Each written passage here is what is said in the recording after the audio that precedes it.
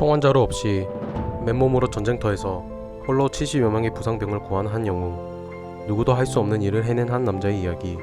지금 시작합니다.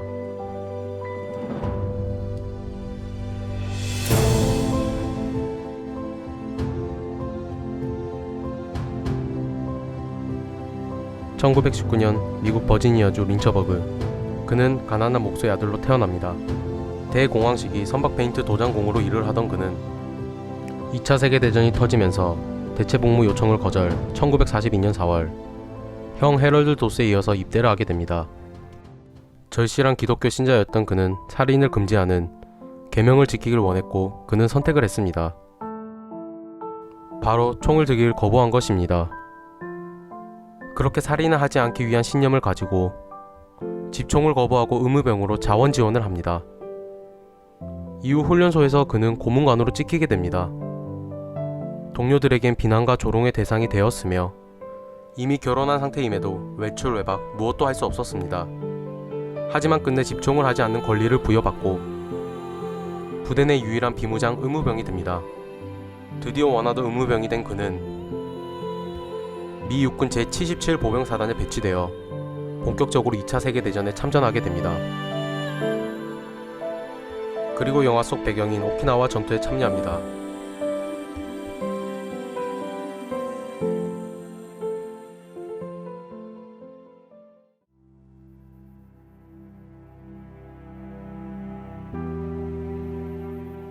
그렇게 그의 부대는 오키나와에 상륙을 하게 됩니다.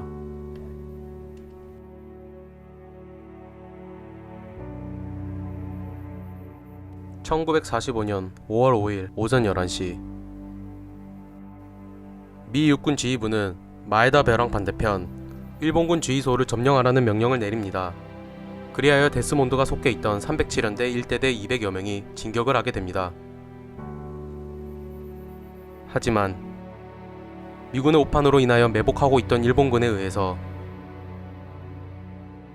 대대의 절반 이상이 당하고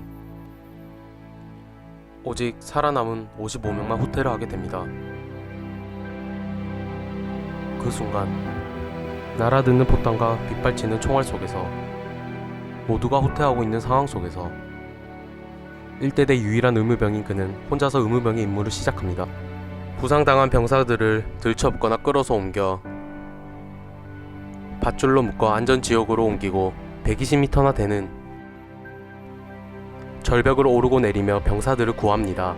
모두가 후퇴하고 있고 모두가 포기하고 떠나가는 상황에서 그는 오히려 부상병들을 향해서 앞으로 나아가고 있었습니다.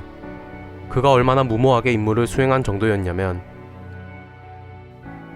한 부상병을 치료하는 동안 일본군과 너무 가까워서 그들의 속삭이는 소리가 들릴 정도라고 표현을 했습니다. 그렇게 정신없이 부상병들을 구하며 그가 드린 기도.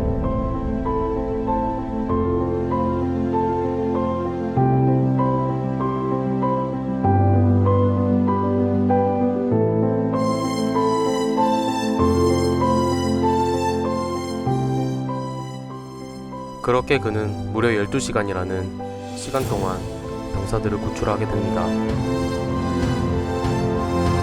그가 구한 병사 수 1개 중대 규모의 75명. 병사들을 구출하는 과정에서 수류탄 파편에 의해서 다리에 부상을 당하게 되지만 무사히 살아남을 수 있었습니다. 이후 1945년 8월 15일 일본의 패전과 함께 전쟁이 끝난 후 그는 비무장 전투원으로서 미국 최고 명예훈장인 의회 명예훈장을 직접 트루먼 대통령에 의해 수여받습니다.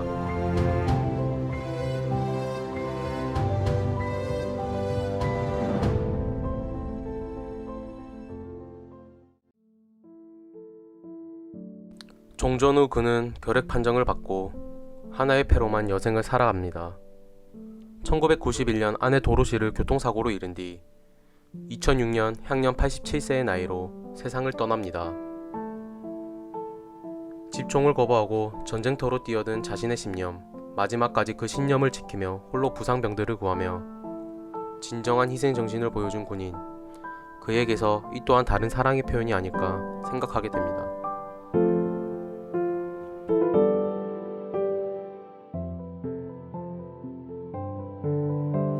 오늘의 인물 데스먼드 도스였습니다.